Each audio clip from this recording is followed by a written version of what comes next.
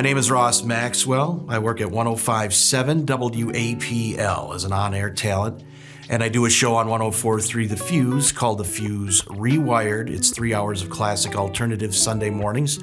I've been at Woodward Community Media since November of 1995. I got interested in radio just by listening. I really didn't know what I wanted to do as a kid, but I knew what radio was about, and I liked music. I really was into music. I would listen to the Wausau radio station. It was a top 40 station, WIFC. I used to go through the radio dials and try to pull in stations, and I could get the UW Stevens Point College station.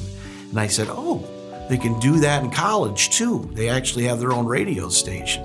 So they played alternative music, which is really what I latched onto as a kid. So that's where I said, well, I could go to UW Oshkosh. They have a radio program there, and I could get in and learn how to do this, and that's what I did. At that time, it was, 80s music, so you were getting into new wave. You were hearing, Blondie and Clash and all this stuff, and some of those later bands that, as things progressed, and it kind of formed what I was. So I did get a job at WDLB in Marshfield. That was my first. I was 19, and I have a recording of that first shift. That was the first time I was ever on the air. Nobody's ever going to hear that thing except me, and then I'm just going to lock it away again. The next place I worked was WPKR. That was in Oshkosh, and I also got a job at KFIZ in Fond du Lac. I was running the board for football games, and that lasted just a little while because I got a job here at WAPL doing part-time weekends. I wanted to work here because I knew the reputation of the station. I think I listened in Marshfield. I was able to pull it in on an old clock radio and get to hear WAPL back in the 80s. And that was in Marshfield. So I knew it was a big station. I knew that it'd be a cool thing if I worked there. So just to be able to get hired was an honor and a privilege. The most important thing I did while I was here is I was forced to do a podcast about the history of WAPL. Basically, the WAPL call letters and WAPL, the AM turning into becoming WAPL FM.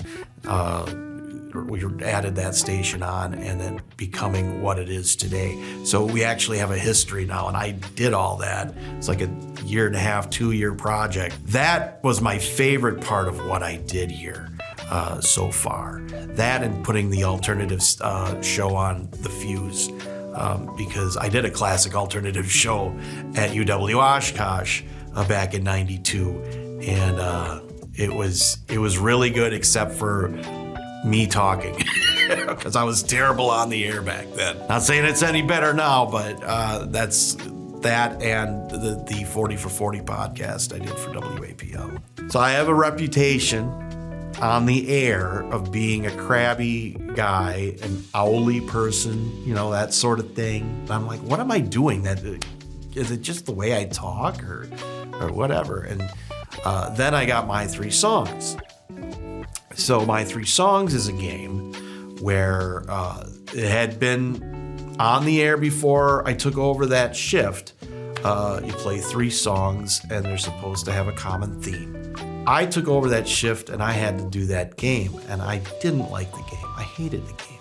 So I said, okay, I'll do the game, but they're gonna do it my way, and it's gonna be a 1-word answer, and that's the rule. People would start giving me their life story when they're giving the answer. I'm like, all I want is 1 word, and I'd say no and hang up and go to the next person. And it got to the point where I'd start, because people wouldn't listen to the rules, I would just, maybe sound a little bit coarse on the air about this. I was doing this game for a while, and I came up with a few alternative games to play.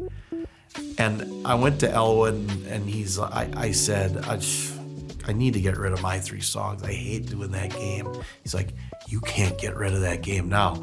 Everybody loves the way you do that game. Just telling people, no all the time and all that. People love it. We get responses from people all the time saying how much they love that game. So I was stuck doing the game now because I was such a crab ass.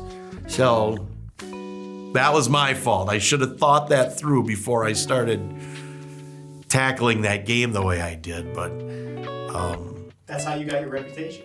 Well, that cemented the reputation. I kind of had the reputation beforehand with everybody thinking I was a crab. But then I got that game, and it was like, I handled it poorly, too poorly that I had to keep the game. And that kind of solidified my reputation.